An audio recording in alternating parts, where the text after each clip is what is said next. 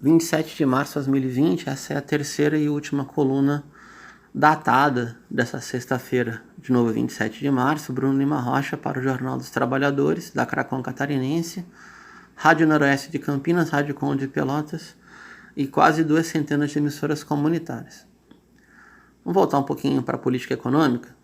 Então, se o que foi promulgado na Câmara no dia 26 à noite começar a valer, se o conjunto de medidas anunciadas até agora começarem a valer, esse conjunto de medidas vão bater 2% do PIB do Brasil. É pouco. Lá os gringos, com o Trump à frente, estão empenhando 6,3% do seu PIB. Reino Unido e Inglaterra 17%, Alemanha 12%, a Espanha bateu 20%, e aí segue. O tamanho do PIB, tudo bem que é um indicador questionável, mas o tamanho do PIB varia conforme o tamanho de cada economia, capacidade produtiva, né? A gente sabe disso. Também sabemos que desde o governo Levy, final de 2014, com aquela trairagem da ex-presidenta Dilma, de colocar um Chicago Boy neoliberal à frente da fazenda, depois só veio piorando. Inflação de preços administrados, crise provocada, desmonte do país, endividamento externo privado, queda de preço de commodity, o bananistão sendo cada vez mais bananistão. Bom, enfim, a gente sabe tudo o que aconteceu, tá? Mas dá para empenhar mais. Dá para empenhar muito mais. Se a gente for pegar os depoimentos, entrevistas, vídeos gravados, inserções de economistas neoliberais, a canalhada neoliberal que sempre falou contra tudo isso, dizendo que agora é um momento excepcional, parece aquela leva de economistas que ganharam o Nobel, elogiando a globalização capitalista dos anos 90 e depois ficaram arrependidos, especialmente depois de 2008. Krugman, Stiglitz, e Jeffrey Sachs e companhia. Todo mundo lá arrependido. Aqui também. Raul Veloso, Armínio Fraga e toca o barco. O que dava para fazer? Tem uma condição aí que tem que ser falada, tá? O Banco Central injetou uma liquidez enorme no sistema bancário, inclusive no privado. São 3 grandes bancos no Brasil, privados. Itaú, Bradesco e Santander, cuja matriz é na Espanha, e o Brasil é a galinha dos ovos de ouro. Se o Brasil quebra para o Santander quebra a escala mundo. Só que esses 3 bancos aí, se tivesse um pool bancário puxado por Caixa e Banco do Brasil, podiam tomar um pouquinho de vergonha na cara, ou o Banco Central impor, e emprestar a juros zero, carência de 2 anos. Eu estou falando sério. Mas vai ser uma intervenção do Estado na economia. Vai sair barato, gente. Na Espanha, os caras nacionalizaram os hospitais. A outra possibilidade é o Tesouro emprestar para micro e pequena empresa. Mesma coisa. Tem que ter uma carência de 2 anos e o juro que não existe. Juro zero. Senão vai quebrar todo mundo. Isso eu ouvi de gente que apoiou o golpe coxinha. Se emprestar juros agora de mercado vai quebrar todo mundo. Será que a meta não é essa? Será que esses bancos não querem crescer ainda mais? Será que é possível crescer ainda mais? São dúvidas que a gente não pode deixar de ter.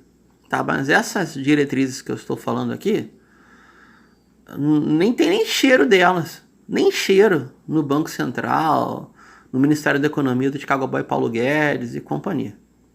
A outra condição, que também não tem nem cheiro perto ainda, é o seguinte. O governo federal vai pagar salário, até 2/3 do salário com teto salarial para garantir emprego? Tipo o acordo que foi feito pelo conservador, que inclusive pegou o coronavírus lá, o outro demente, o Boris Johnson. É que não adianta chamar de demente, que ninguém é tão demente quanto o Bolsonaro, mas o outro lá, o panacão lá, botou um teto de ganho, né, até 2.500 libras esterlinas, 80% do salário para ninguém demitir. É isso. Porque senão, até a dona Miriam Leitão acertou.